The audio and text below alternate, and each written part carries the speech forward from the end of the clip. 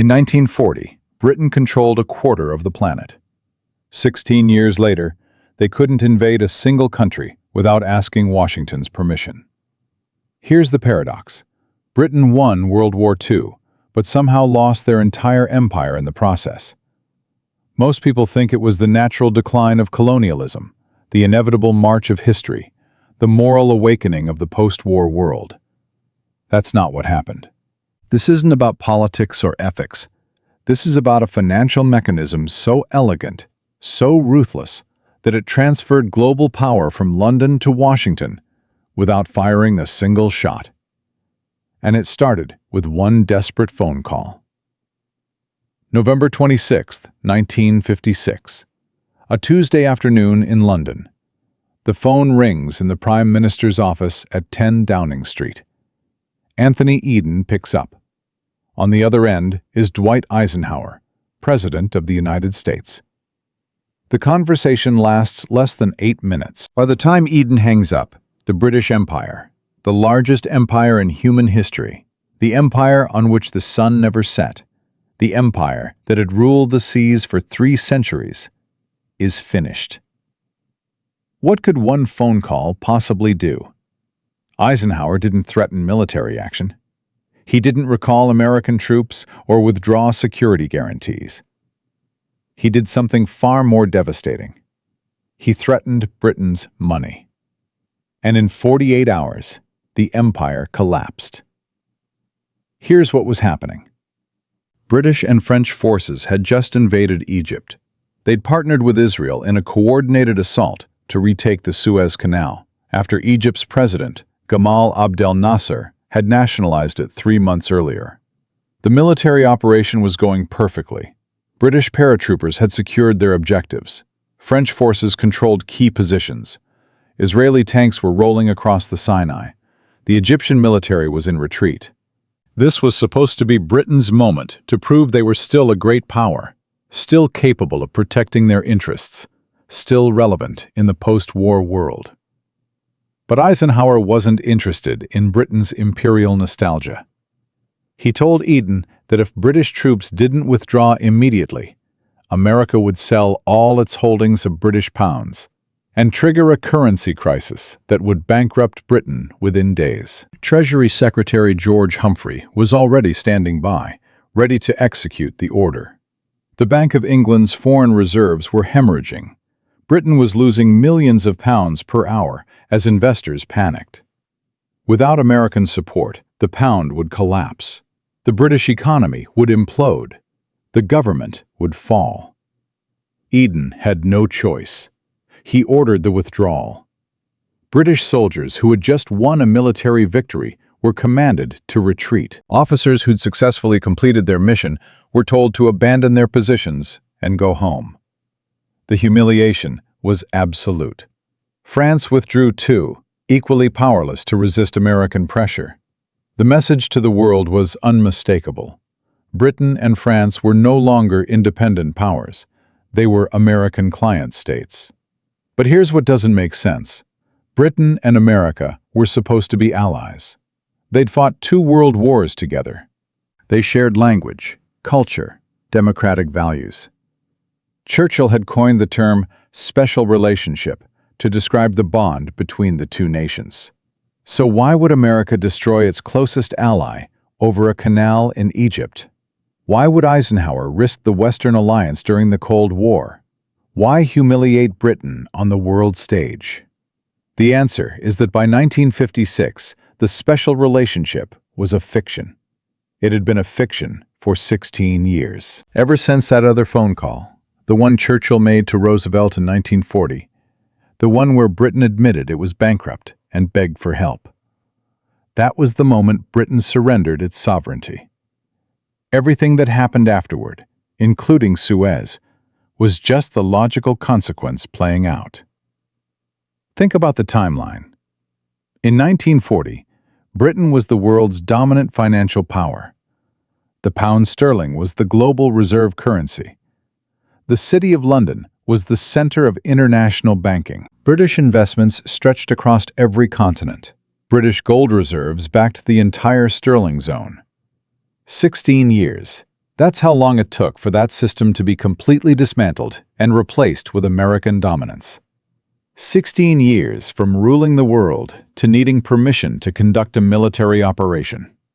What most people get wrong about this story is they think it happened gradually, inevitably, as a natural result of the war's destruction. They think Britain just exhausted itself fighting Hitler, spent all its money, lost its economic strength, and slowly faded into irrelevance. That's not what the evidence shows. Britain didn't gradually decline. Britain was systematically dismantled by the United States through a series of financial agreements that transferred power with surgical precision. Margaret Rhodes. She was 26 years old in 1940, working as a secretary at the Foreign Office in London. She still remembered the atmosphere in those early days when the documents started arriving from Washington. The Lend-Lease agreements, the loan conditions, the trade requirements. She remembered sitting at her desk, reading through the terms, understanding what they meant, even though nobody was saying it out loud. "We were selling the empire," she said in an interview decades later, "line by line, clause by clause, and we had no choice. But we're getting ahead of ourselves.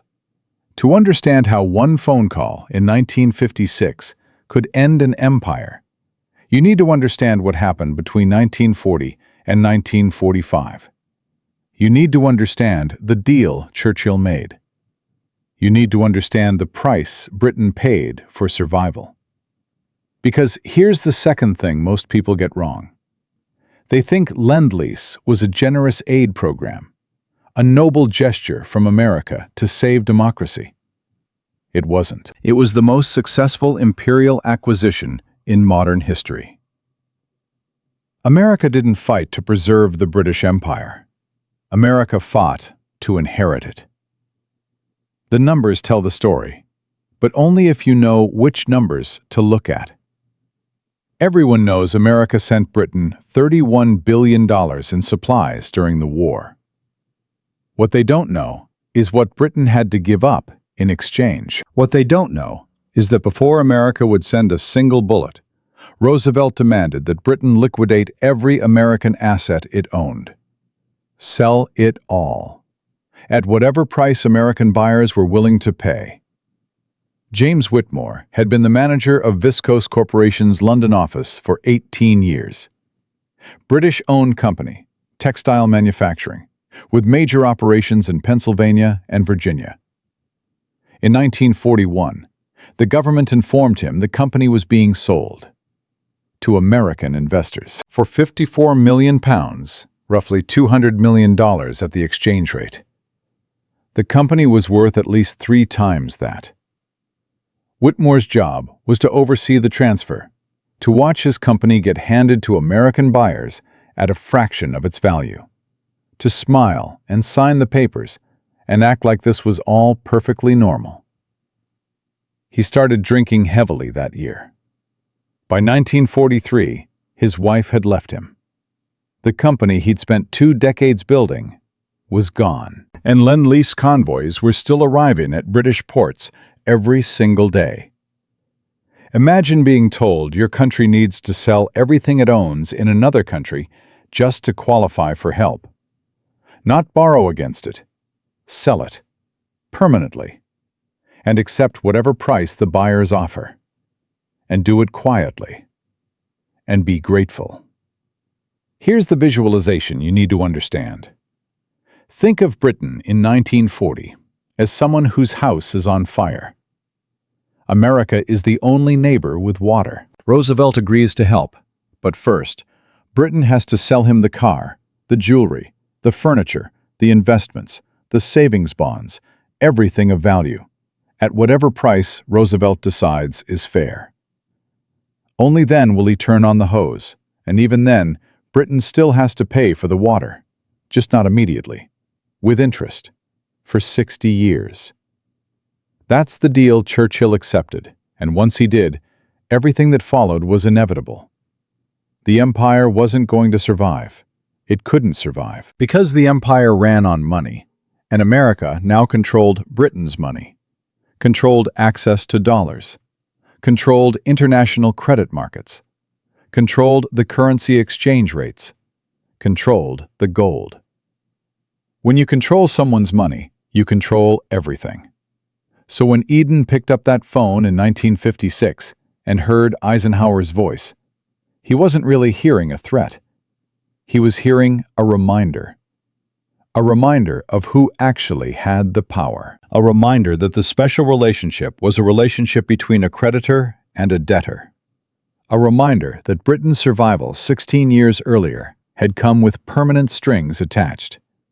And those strings were about to pull tight. To understand how one phone call could end an empire, you need to understand what money actually is. Not what we pretend it is, a neutral medium of exchange, a store of value, a unit of account. What it really is, a system of control. And in 1940, that system was about to change hands. Britain's power didn't come from its military. The military was an expression of power, not the source. The source was financial architecture. For over a century, London had been the place where the world's money lived. If you were a government in Buenos Aires that needed to borrow, you went to London.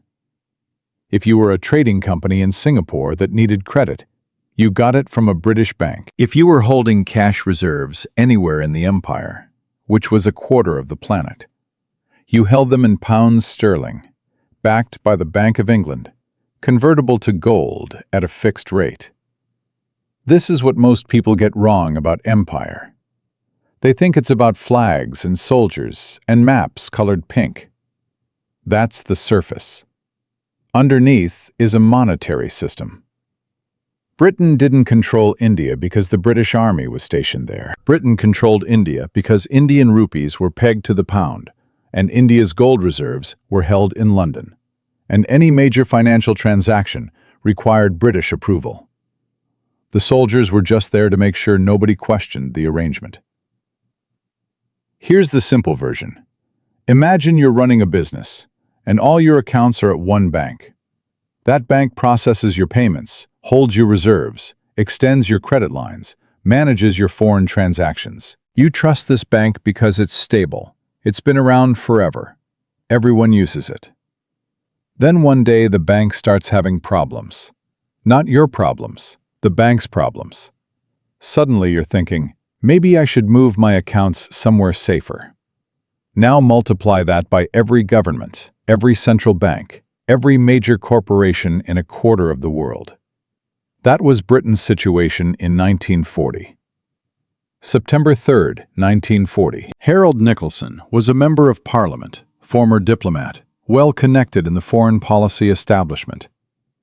He wrote in his diary that night, "The Treasury believes we have about 3 months of solvency remaining. 3 months. Then we simply cannot pay for the ships, the planes, the ammunition we've already ordered from America." Kingsley Wood, the Chancellor of the Exchequer, told me privately that we're liquidating assets faster than we ever did in the last war, and it's still not enough. 3 months. 12 weeks between Britain and bankruptcy. That's not a slow decline. That's a crisis. But here's what makes this fascinating. Britain was only broke in a specific way. They still had assets, massive assets. Gold mines in South Africa, rubber plantations in Malaya, oil fields in the Middle East, investments in American companies worth billions. The problem wasn't wealth, it was liquidity. Britain had things, but it needed cash. Specifically, it needed dollars. Because weapons manufacturers in Pennsylvania and shipyards in Virginia didn't accept pounds or promises. They wanted American currency, and Britain was running out. This is where the mechanism gets interesting. In normal times, Britain would have converted its pound holdings to dollars through the foreign exchange market, sold some assets, borrowed against its reserves, and solved the liquidity problem. But these weren't normal times. The exchange market was unstable. Asset sales took months to complete. And most importantly, American banks weren't willing to extend more credit. Britain had already borrowed heavily. Its creditworthiness was declining. The usual financial tools weren't working. Roosevelt understood this perfectly. He'd been watching Britain's financial situation deteriorate for months. His Treasury Department was getting weekly reports on British gold shipments, asset liquidations, dollar reserves. They knew exactly how desperate Churchill was, and Roosevelt saw something that Churchill couldn't afford to see: leverage. Britain needed something only America could provide. That meant America could set the terms. Any terms. Catherine Walsh worked as a currency trader at Barclays in London. She was 31 years old, one of the few women in the foreign exchange department. In November 1940, she watched the pound-dollar exchange rate with growing dread. It was supposed to be fixed at $4.3 per pound. That was the official rate, the rate that maintained the sterling system's credibility. But the actual rate, the rate people would pay in private transactions, kept dropping. 4.2, 4.05. On bad days, 3.9. "We were defending a fiction," she said years later. "Every day, I'd execute trades to prop up the official rate, using reserves we didn't really have, buying pounds with dollars we were borrowing. It felt like standing in front of a dam that was about to break." By December, she'd started keeping a packed suitcase under her desk, half expecting the entire banking system to collapse, and not wanting to go home to get her things. Here's the micro hook you need to catch. Remember James Whitmore from Part 1? The manager who watched his company get sold to American buyers for a fraction of its value? That sale happened in March 1941. But the decision to sell it was made in December 1940. Before Lend-Lease was even officially announced. Before Churchill's letter to Roosevelt was made public. Someone in the British government already knew that American aid would come with a price. Already knew that price would be Britain's American assets. Already started preparing the list of what would be sacrificed. Who told them? Who made that decision before the deal was even struck? The answer reveals how power actually transfers. It's not dramatic. It's not a conquest or a revolution. It's a series of quiet meetings where one side has options and the other side has needs. Roosevelt didn't have to threaten Churchill. He just had to wait. Every week that Britain survived was another week of burning through reserves, selling assets, accumulating desperation. Time was working for America. Churchill needed a deal now. Roosevelt could afford to wait and improve the terms. Look at what Roosevelt demanded before Lend-Lease started. Complete liquidation of British investments in American companies. We've covered that.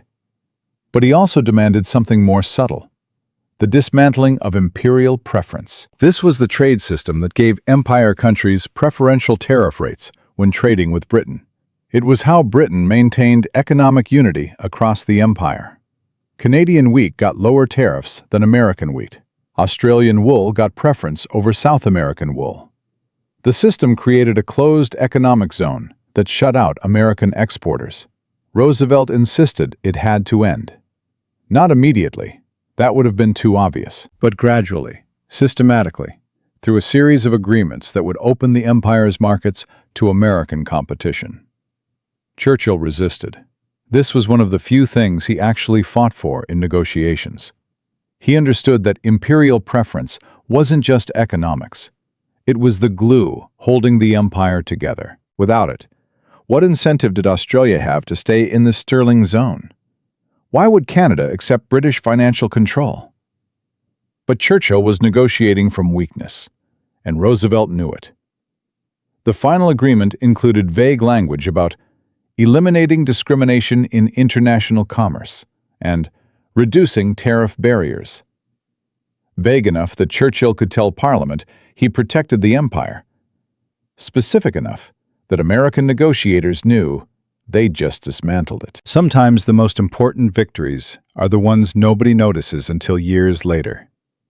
Thomas McKittrick ran the Bank for International Settlements in Basel, a central bank for central banks, where financial officials from different countries coordinated policy even during wartime.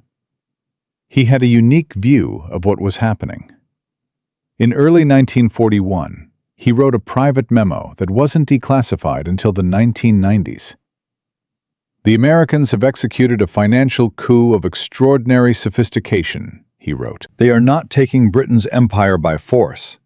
They are buying it at liquidation prices, while simultaneously lending Britain the money to continue fighting. When the war ends, Britain will be victorious and bankrupt.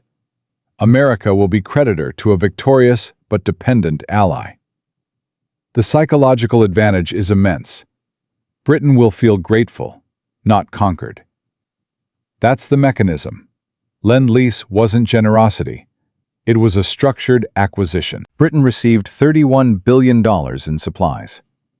In exchange, Britain gave up its American investments, its gold reserves, its trade preferences, its financial independence, and its ability to conduct monetary policy without American approval. The empire didn't fall. It was purchased, line item by line item. Why didn't Britain refuse? Walk away? Negotiate harder? Because the alternative was Hitler. That's the leverage Roosevelt had. He wasn't threatening Britain. Hitler was threatening Britain. Roosevelt was just declining to help unless Britain met his terms. That's not aggression. That's business. Brutal business, maybe, but business. Here's the comparison that makes this clear. Imagine your house is on fire. Your neighbor has a hose. He offers to help, but first you need to sell him your car for half its value, transfer your retirement accounts to his bank, and agree that he gets approval over any major financial decisions you make for the next 60 years. You can say no. The house will burn down, but you can say no. Or you can say yes, save the house, and spend the rest of your life as his economic dependent. Churchill said yes. Any rational person in his position would have said yes. But that's when the transformation began. Not in 1945 when the war ended. In 1941 when the deal was signed. From that moment forward, Britain was operating on borrowed power, American power. And borrowed power has to be repaid. Eleanor Drake was a stenographer at the Treasury Department in Washington. She sat in on meetings where the Lend-Lease terms were being finalized. She remembered one exchange in particular. A British negotiator asked whether, after the war, Britain would regain control over its gold that had been shipped to Fort Knox for safekeeping. The American representative, she couldn't remember his name, smiled and said, "We'll discuss that after Germany is defeated." The British negotiator started to press the issue. Another American interrupted. "Gentlemen, we're all on the same side here. Let's focus on winning the war first." The meeting moved on. The gold stayed in Fort Knox. After the war ended, it was eventually returned, minus storage fees, handling charges, and various deductions that reduced its value by roughly 30%. "They were so polite about it," Drake recalled. "So reasonable. But they never gave a direct answer to anything that mattered." That was the pattern for 4 years. Britain asked for supplies. America provided them, with conditions. Britain asked about post-war arrangements. America deflected, promising to discuss it later. Later never came. By the time Germany surrendered, the architecture was already built. The dollar was the dominant currency. American banks controlled international lending. The British pound was pegged to the dollar at a rate that overvalued sterling and made British exports uncompetitive. And then came 1956, 11 years after the war ended. Long enough for Britain to think maybe it had recovered some independence. Long enough to forget the exact terms of the agreements signed in desperation. Long enough for Anthony Eden to believe that Britain could still act like a great power. That's when the phone rang. July 26, 1956. Egyptian President Gamal Abdel Nasser stands before a crowd in Alexandria and announces that Egypt is nationalizing the Suez Canal. The canal that Britain and France built. The canal that handles 70% of Europe's oil shipments. The canal that Britain considers its lifeline to Asia. Nasser's speech lasts 2 hours. He's defiant, nationalist, unapologetic. Every time he says the name Ferdinand de Lesseps, the French engineer who designed the canal, it's a coded signal. Egyptian forces move in simultaneously across the canal zone, seizing control of the facilities, the offices, the infrastructure. By the time Nasser finishes speaking, it's done. Egypt owns the canal. Anthony Eden is having dinner at 10 Downing Street when he gets the news. He's 59 years old, Prime Minister for barely a year, and he's been waiting his entire career for this job. He was Churchill's protégé, his designated successor. He'd served as Foreign Secretary through the war, negotiated with Roosevelt and Stalin, helped build the post-war order. Now he finally has the power to shape Britain's future. And Nasser just humiliated him in front of the entire world. Here's what Eden said in private that night, according to his personal secretary who was in the room. "I will not have this Egyptian dictator with his thumb on our windpipe. Not Britain's windpipe, our windpipe." He took it personally. That's important. Because what happened next wasn't really about the canal. It was about a man who couldn't accept that Britain was no longer in charge. The public story you've heard goes like this. Britain, France, and Israel conspired to retake the canal. They launched a military operation. America objected on moral grounds, opposed to colonialism, supportive of Egyptian sovereignty. Eisenhower pressured them to withdraw. They complied. The end. That's the sanitized version. That's what gets taught in schools. It's not remotely what happened. The real story begins 3 months earlier, April 1956. Before Nasser nationalized anything, MI6, British intelligence, was already planning his overthrow.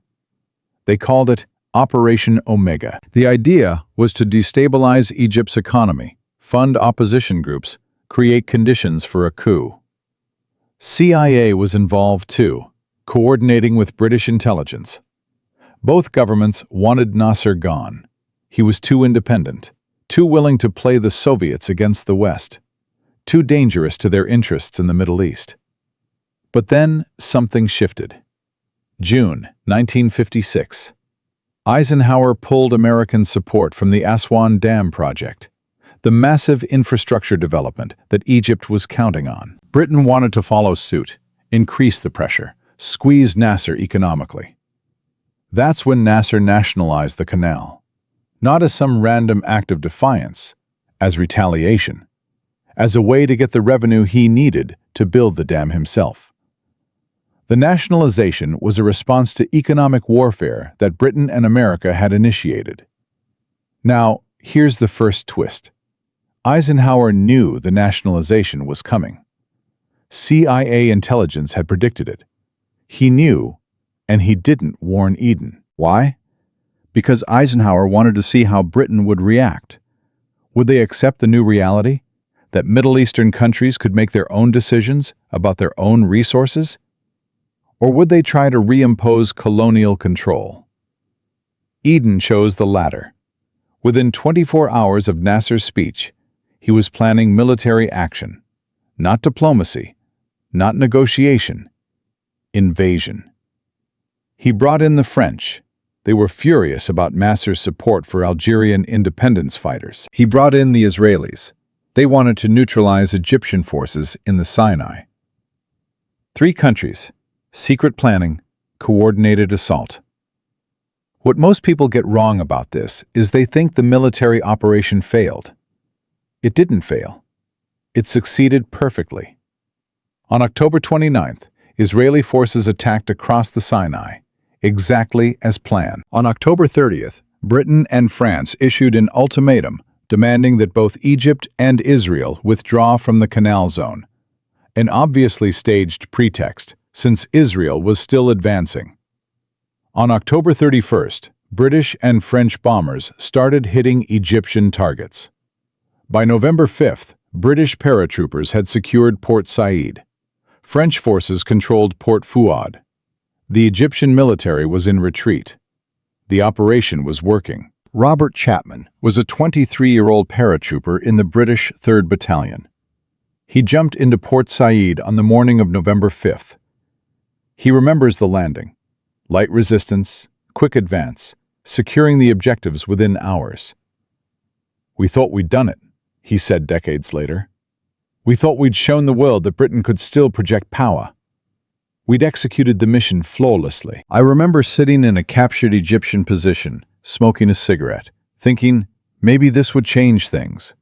Maybe this would prove we still mattered. He was eating field rations that afternoon when his commanding officer gathered the unit and told them they were withdrawing. Immediately. Full retreat. They'd been in Egypt for less than 24 hours. Chapman's voice cracks when he talks about that moment, even 60 years later. We hadn't lost. We'd won, and they were ordering us to leave. To surrender a military victory because of what?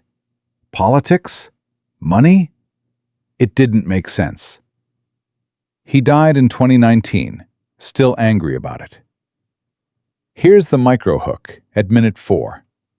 What happened in those 24 hours? What could possibly force Britain to abandon a successful military operation? Harold Macmillan happened. He was Chancellor of the Exchequer, basically Britain's Treasury Secretary. On November 5th, while British troops were landing in Egypt, Macmillan was on the phone with the Federal Reserve Bank of New York.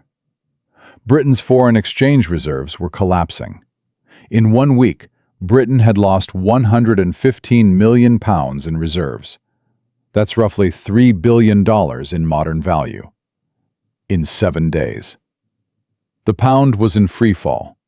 International investors were dumping sterling faster than the Bank of England could defend it. And America was letting it happen. Here's the mechanism, and pay attention because this is how modern empires actually work. Britain needed dollars to defend the pound. The only source of dollars in sufficient quantity was the International Monetary Fund. But the IMF wouldn't act without American approval, and Eisenhower wouldn't approve. He wouldn't even take Eden's calls. Treasury Secretary George Humphrey told Macmillan directly, "Withdraw from Egypt or watch the pound collapse." No middle ground, no negotiation. Macmillan went to Eden and said Britain had 3 days of reserves left, maybe 4. After that, the government would have to impose emergency capital controls, freeze wages, ration food, measures that would make 1940 look mild. The political consequences would be catastrophic. Eden's government would fall. The Conservative Party might lose power for a generation. Britain's economy would enter depression. Eden still wanted to fight. That's the rage moment you need to understand. He knew the military operation was succeeding. He knew Britain was right. The canal was vital to British interests. Nasser had violated international law. The invasion was justified. And none of it mattered, because Britain didn't control its own money anymore. Pause this video for a second and think about what that means. A country wins a military victory and has to surrender anyway because a foreign power controls its currency. That's not alliance. That's not partnership. That's vassalage. Here's what Eden said to his cabinet on November 6th, according to the official minutes that were declassified in 1987. "We are being blackmailed by the Americans. They have chosen to use financial weapons against us at our moment of maximum vulnerability.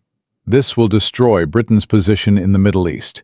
It will destroy our credibility everywhere, and we have no choice but to comply." The cabinet voted to withdraw. 20 ministers, not one dissent. Because what were they going to do? Let the economy collapse? But here's the second twist, the one that reveals everything. Eisenhower wasn't bluffing. He'd actually given the order to start selling pounds. The Federal Reserve was ready to execute. If Britain hadn't withdrawn, the currency attack would have proceeded. Eisenhower would have crashed the pound deliberately, knowing it would devastate Britain's economy, knowing it would cause immense suffering, and he was willing to do it. To an ally, over a canal. Why? This is where the callback to Part 2 matters. Remember Thomas McKittrick's memo about the psychological advantage of Britain feeling grateful instead of conquered? That advantage required maintenance. Britain needed to be reminded periodically that its sovereignty was conditional, that it existed at American pleasure. Suez was that reminder. Margaret Anstey worked at the United Nations in 1956. She was a British diplomat, one of the first women to serve in senior UN positions. She watched the Security Council debates where Britain and France were condemned, where their vetoes meant nothing because the General Assembly voted overwhelmingly against them. The humiliation was total, she wrote in her memoir. Not just politically, but personally. I'd spent my career believing Britain represented civilization, justice, international law, and here we were, condemned by the world, forced to retreat by our closest ally, unable to defend our interests. I remember thinking, when did we become this? When did we become the country that needs permission? The answer, of course, was 1940. She just hadn't realized it yet. But here's where it gets darker. The French had the same problem. Reserves hemorrhaging, currency under attack. But the French didn't have the same psychological attachment to American approval. French Prime Minister Guy Mollet wanted to continue the operation, currency crisis or not. He was overruled by his own ministers who understood the economics. But the French drew a different conclusion from Suez. They decided that being dependent on American finance was intolerable. That's why France later withdrew from NATO's military command. That's why de Gaulle pushed for European monetary independence. That's why France started converting dollar reserves to gold in the 1960s. The French learned the right lesson. Power requires financial sovereignty. Britain learned the opposite lesson. Harold Macmillan became Prime Minister after Eden resigned in January 1957. Macmillan's entire foreign policy was built on accommodating America. He called it maintaining the special relationship. What he meant was, never again challenge American interests in any way that might trigger financial retaliation. Britain would be the loyal ally, the reliable junior partner, the country that always supported American positions. In exchange, America would maintain financial stability and protect British interests within the American system. It worked, sort of. Britain didn't face another currency crisis like Suez, but the cost was every shred of independent foreign policy. When America wanted support for Vietnam, Britain provided it. Not troops, but diplomatic backing. When America wanted allies in the Iraq War, Britain was there, every single time, for 70 years. When American and British interests conflicted, British interests yielded. David Bruce was American ambassador to Britain from 1961 to 1969. He wrote cables back to Washington that were remarkably candid about the relationship. One cable from 1965, discussing British support for American policy in Southeast Asia. The British understand that their economic security depends on American forbearance. They will complain privately, suggest modifications, raise concerns. But they will ultimately support our position because they have no alternative. This is not alliance in the traditional sense. This is managed dependency. Managed dependency. That's the one-liner you should remember. Here's the microhook at minute 10. Remember Catherine Walsh from Part 2? The currency trader who kept a packed suitcase under her desk in 1940? She was still working at Barclays in 1956. She was the senior trader on duty when the pound started collapsing during Suez. She spent 3 straight days executing desperate transactions, trying to defend the currency, using reserves that kept evaporating, watching the exchange rate crater despite everything she did. On November 6th, when the withdrawal was announced, she walked out of the trading floor, went to the bathroom, and vomited. It was the same feeling, she said later, exactly the same as 1940. We were pretending to be independent, pretending the pound still mattered, pretending we had choices. And then reality hit, and we had to do whatever America told us to do. 16 years. That's how long the illusion lasted. But here's the final twist of this section, the one that connects everything. Eisenhower didn't destroy Britain at Suez because he was cruel or anti-British. He did it because he had to. The dollar system that America built after the war only worked if everyone understood that America was in charge. If Britain could invade countries without American approval, other allies might think they could too. The entire architecture of American financial hegemony depended on demonstrations of power. Suez was that demonstration. Britain was the example. And the cruelest part? It worked. Every other American ally watched Britain get crushed and learned the lesson. France, West Germany, Japan, South Korea, they all understood after Suez that challenging American interests meant financial destruction. The system didn't just survive Suez, it was strengthened by it. Britain's humiliation became the foundation of American global power for the next 70 years. That's how empires really transfer. Not with glory or conquest, with currency crises and phone calls and allies betraying allies in the name of maintaining financial architecture. And it all started with that desperate letter Churchill sent in 1940, asking Roosevelt for help. December 29, 2006. Britain makes its final payment on the World War II loans. 61 years after the war ended, $83 million. The Treasury Department issues a press release. A few newspapers run small stories on page 12 or 15. Most people don't notice. Why would they? It's ancient history. A footnote. The war ended in 1945. The world moved on. Except the world didn't move on. The world that those loans created is still here. The architecture built in 1940 is still standing.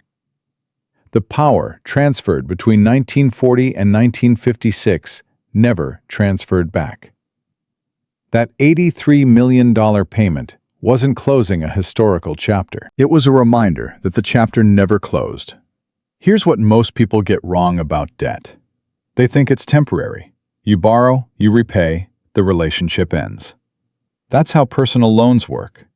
That's not how sovereign debt works when the sums are large enough and the dependency is deep enough. At a certain scale, debt becomes structure.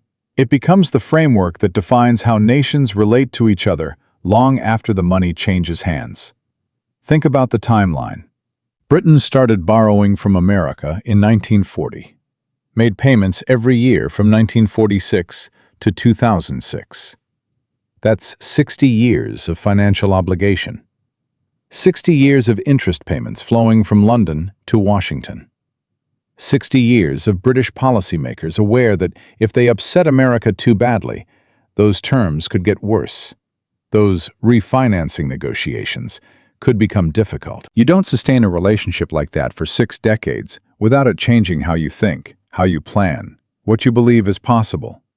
Jeffrey Williams was 14 years old when the war ended. His father had died in North Africa in 1943. His mother worked in a munitions factory through the war, then struggled to find decent work afterward. They lived in a council flat in Liverpool, government housing for working families. Williams remembers 1947 particularly clearly. Britain implemented austerity measures that year: bread rationing, meat rationing, fuel restrictions. The war was over, but life was somehow getting harder. His mother would come home from long shifts, exhausted, and say, "We won, didn't we? Why does it feel like we lost?" Williams eventually became a dock worker, spent 40 years loading and unloading ships in Liverpool. He watched the British merchant fleet shrink year after year. Ships that used to fly British flags started flying Liberian flags, Panamanian flags, flags of convenience that avoided British taxes and regulations. The docks employed thousands of men when he started in 1952. By the time he retired in 1992, maybe 200.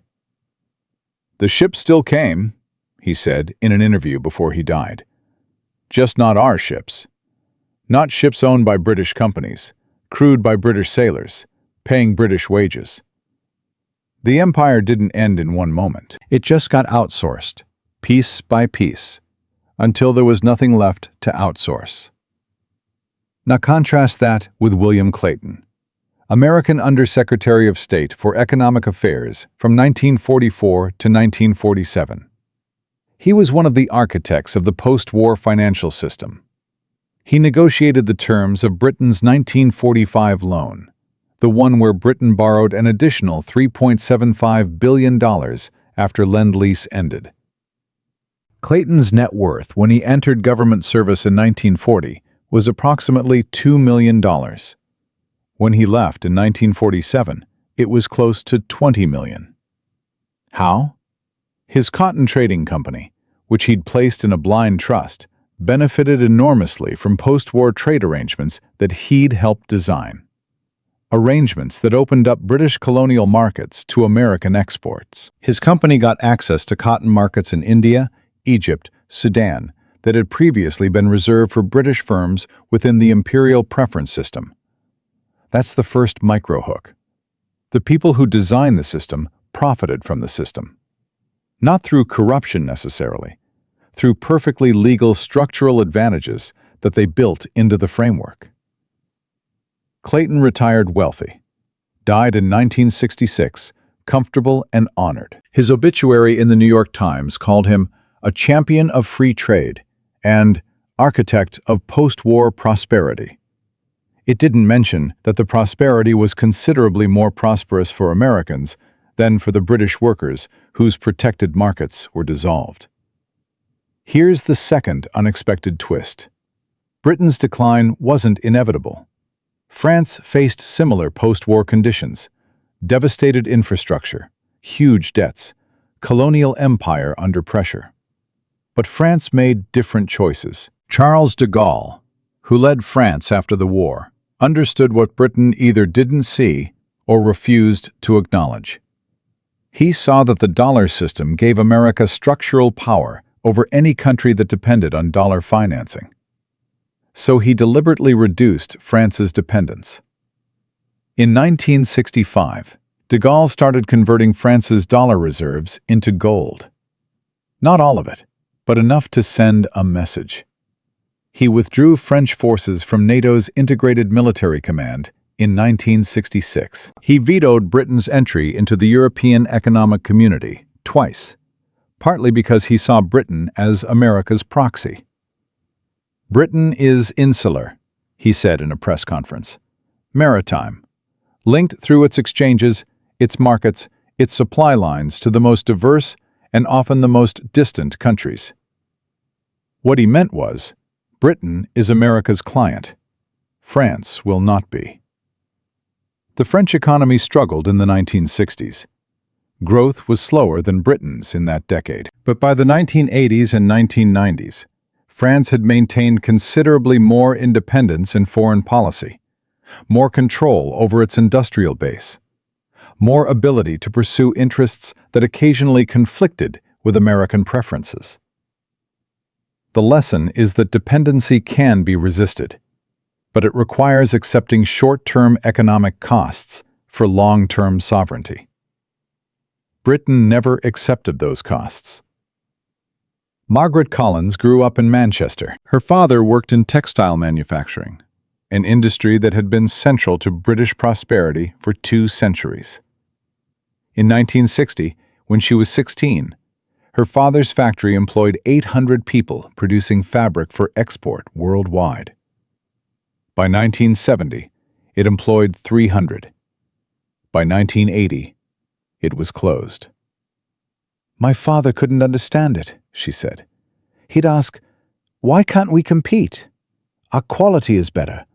Our workers are more skilled. Why are buyers choosing Japanese textiles, or American, or anyone but us?' The answer was the exchange rate. The pound was overvalued throughout the 1950s and 1960s, kept artificially high to maintain London's role as a financial center, and to service the dollar-denominated debts. An overvalued pound made British exports expensive and imports cheap. It was good for banks and bad for manufacturers. Collins never went to university, couldn't afford it, worked retail jobs, married a plumber, raised 2 kids in the same council estate where she grew up. She's 79 now, still lives in Manchester. Her pension is small. The company she worked for went under decades ago. "We sacrificed the factories to save the banks," she said recently. "That was the choice they made. Keep London important, keep the financial sector alive, and let everything else die. Nobody asked us if that was the trade we wanted to make." Now contrast that with Thomas Wilson, American investment banker, joined Goldman Sachs in 1958, right as the firm was expanding its international operations. Wilson specialized in currency markets and international finance. He understood before most people that the post-war system created arbitrage opportunities, ways to profit from the difference between fixed exchange rates and actual market values. His division made extraordinary returns through the 1960s and 1970s. When Britain devalued the pound in 1967, for example, Wilson's team had positioned months in advance. They made $40 million in 1 week. Wilson retired in 1985 with a personal fortune estimated at $300 million. He bought a yacht, homes in Connecticut and Palm Beach, a collection of impressionist paintings. He donated generously to universities and museums. His name is on a library at Princeton. What he did wasn't illegal.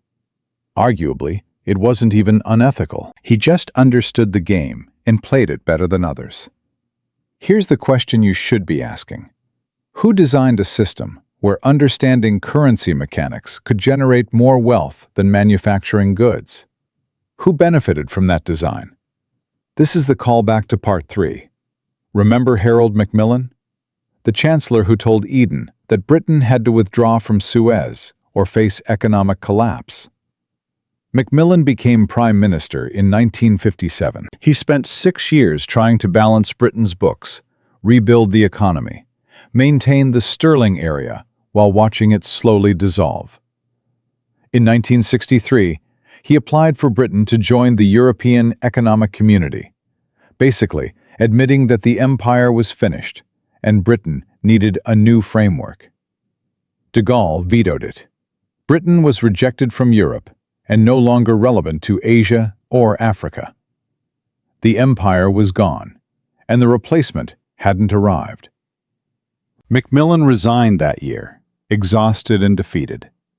His private diaries, published after his death, reveal extraordinary bitterness. He wrote in 1962, "We are a client state pretending to be a great power.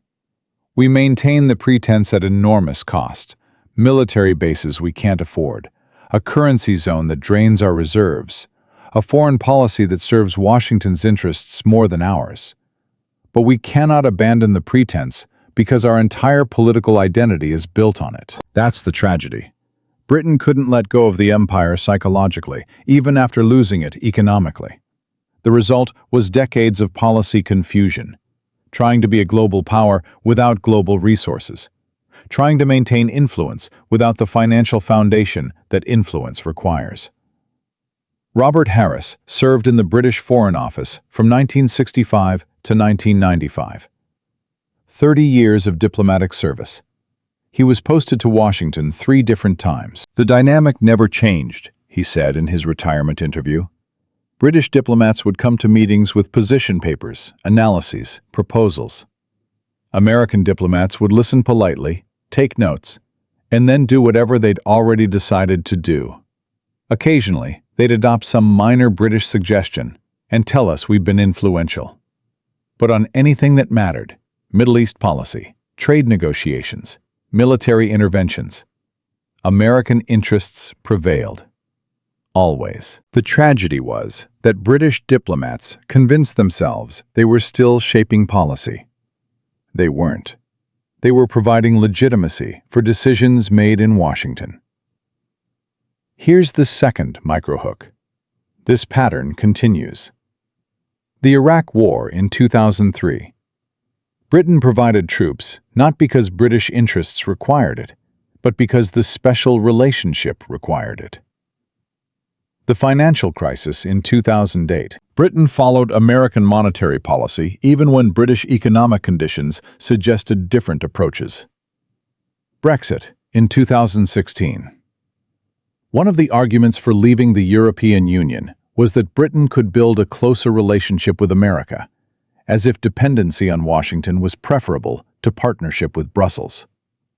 What most people get wrong about Britain's decline is they think it's about nostalgia for empire, about old people yearning for the days when the map was pink. That's not it. It's about a country that never processed what happened, never had a moment of reckoning where leaders stood up and said, "We are no longer a great power. We need to redesign our institutions for a different role in the world." Instead, Britain maintained the structures of global power: permanent Security Council seat, nuclear weapons, military bases overseas, while lacking the economic foundation to sustain them. The cost has been enormous. Britain spends a higher percentage of GDP on defense than any European country except Greece. Maintains a nuclear deterrent that provides no actual security benefit. Funds intelligence services sized for global reach, while cutting spending on schools and hospitals. All to maintain the appearance of great power status. Jennifer Walsh is 34 years old. She's a nurse in London. Graduated from university in 2014 with £40,000 in student debt. She'll be paying it until she's 50. Her salary, after 13 years of work, is £33,000 per year. She can't afford to buy a home. She shares a flat with 2 other people. She's a skilled professional in a wealthy country, and she lives like someone treading water. "My grandmother had a council house," she said. "My mother worked part-time and raised 3 kids comfortably. I work 60 hours a week and can barely save." What happened? What happened was that Britain spent 70 years maintaining a global posture it couldn't afford, instead of investing in the foundation of middle-class prosperity. But here's the final twist. The same week Britain made that final World War II payment in 2006, China surpassed Britain to become the world's 4th largest economy. By 2010, China was second. Today, the British economy is roughly the size of California's. China's economy is larger than the entire European Union. The world Britain lost isn't coming back, but the world America built is already changing. The architecture established in 1940 is cracking. Dollar dominance faces challenges that didn't exist 20 years ago.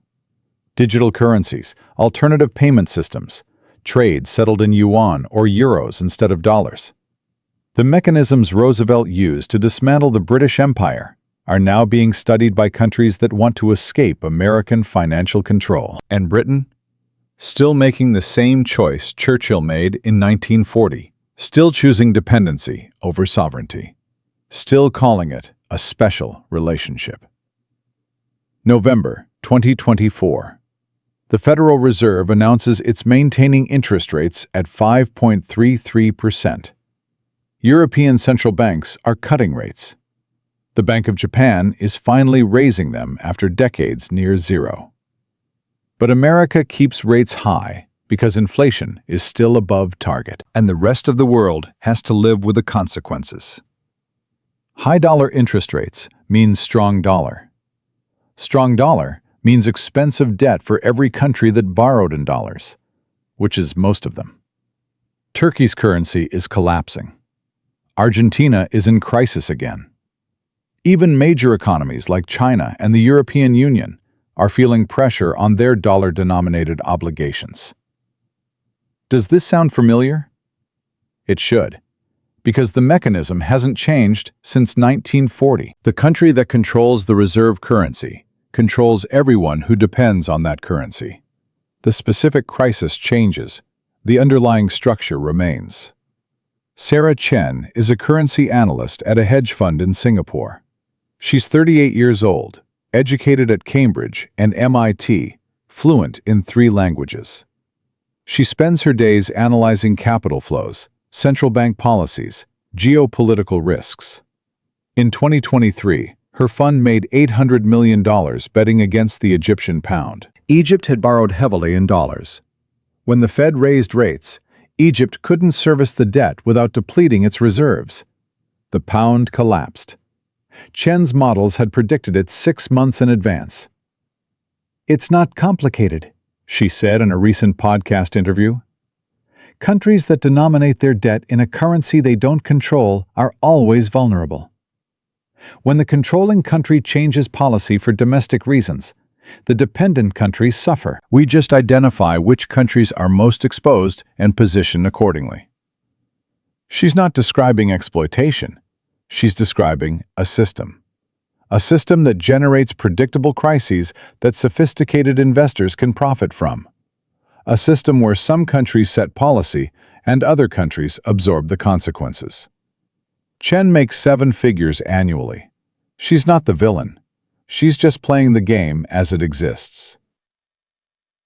Now contrast that with Mohammed Hassan. He's 41, lives in Cairo, runs a small import business bringing in electronics from China.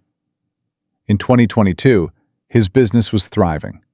He'd built relationships with manufacturers in Shenzhen, established a customer base in Egypt, was planning to expand. Then the pound crashed.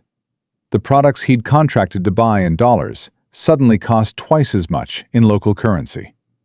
His margins disappeared. He couldn't raise prices fast enough without losing customers. By mid-2023, he'd laid off 8 of his 12 employees. By 2024, he was considering shutting down entirely. "I did everything right," he said. "I worked hard, built good relationships, provided quality products. But none of that matters when the currency moves against you. When America changes its interest rates, my business lives or dies. How is that fair?" It's not fair. It was never meant to be fair. It was meant to be efficient for the country that controls the system. Here's the callback to part 1. Remember Margaret Rhodes, the Foreign Office Secretary who watched the Lend-Lease documents arrive in 1940 and understood that Britain was selling the empire? She lived until 2016, 96 years old. Her great-granddaughter, Emma Rhodes, is a financial journalist in London now. Emma interviewed her grandmother extensively before she died. "She told me the same thing over and over in those final years," Emma said. She'd say, "We thought we were negotiating with an ally. We didn't understand we were negotiating with a successor." America didn't help Britain win the war out of friendship. They helped Britain win the war because it was the most efficient way to inherit the empire. And they've been inheriting pieces of global power ever since, using the same playbook. That's the pattern. When a country is desperate, war, financial crisis, pandemic, whatever creates acute need, that's when the terms get set, and the terms outlast the crisis by decades. Greece learned this during the debt crisis in 2010. The loans from the European Union and IMF came with conditions that restructured the entire Greek economy. Privatization of state assets, pension cuts, labor market reforms. Greece is still living under those terms 15 years later. The crisis passed. The structure remains. Here's the uncomfortable question. Is China doing the same thing right now? Belt and Road Initiative. Hundreds of billions in loans to developing countries for infrastructure projects. Sri Lanka couldn't repay and ended up leasing a strategic port to China for 99 years. Pakistan owes more to China than to any other creditor. What happens when these countries face the inevitable debt crisis? What will China demand in exchange for relief? The pattern repeats because the mechanism works. Debt isn't just an economic tool, it's a governance tool. It's how you control policy without occupying territory. It's how you build an empire in the 21st century without calling it an empire. Marcus Thompson is a Pentagon analyst who specializes in economic warfare. He's written classified reports on how adversaries might weaponize the dollar system against American interests. The irony, he said in an unclassified talk at Georgetown last year, is that the most powerful weapon in American foreign policy is also our greatest vulnerability. The dollar system gives us enormous leverage over other countries, but it requires those countries to keep using dollars.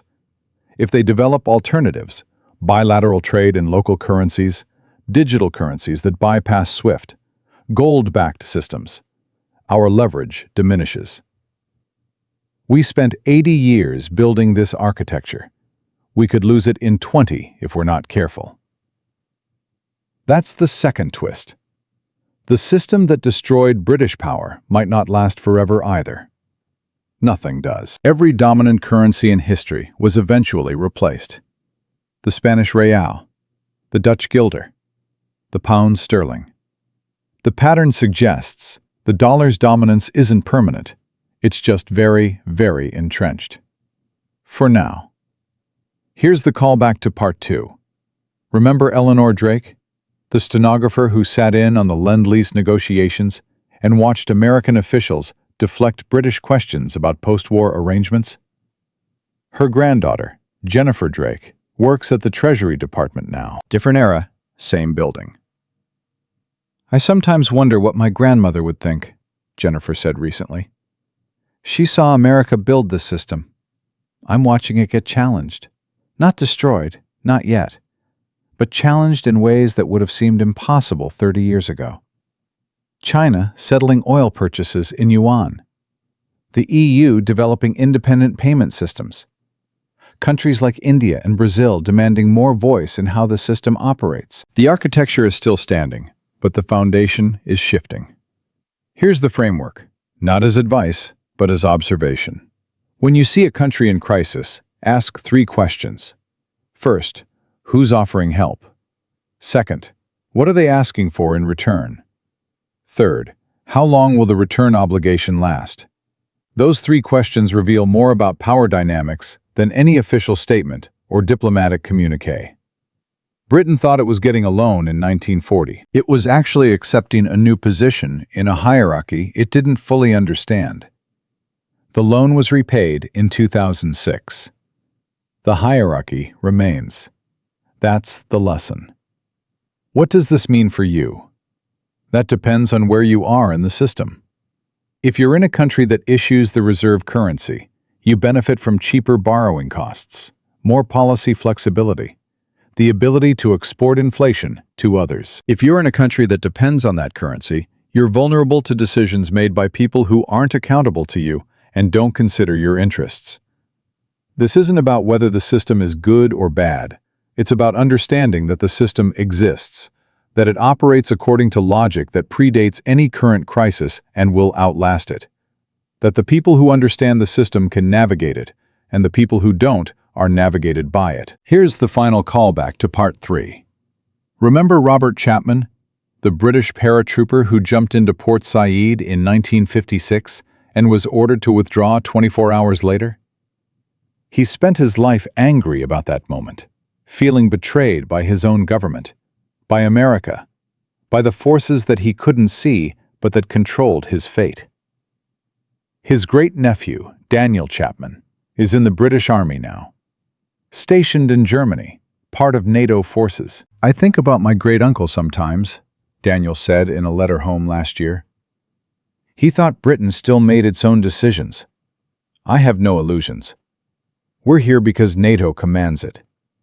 NATO commands it because America commands it. The chain is clear. Maybe that's better. Maybe it's more honest.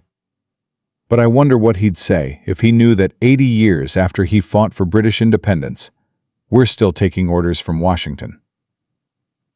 The empire Britain lost was visible. Ships, colonies, pink on the map. The empire America built is invisible. Financial networks, security guarantees, technological dependencies. But invisible doesn't mean less real. It means harder to resist. One phone call in 1956 ended the British Empire. Not because the call was powerful, because the architecture that made the call effective had been built 16 years earlier, brick by brick, loan by loan, condition by condition. By the time Eden picked up the phone, the outcome was already determined. The question isn't whether this will happen again. It's already happening. Different countries, different circumstances, same mechanism. Dependency built during crisis, leverage exercised when convenient, power transferred without conquest. You can't stop the pattern, but you can see it. And seeing it is the first step to not being controlled by it. The ultimate weapon was never the bomb. It was the loan. And whoever controls the money doesn't just control the present. They control what the future can be.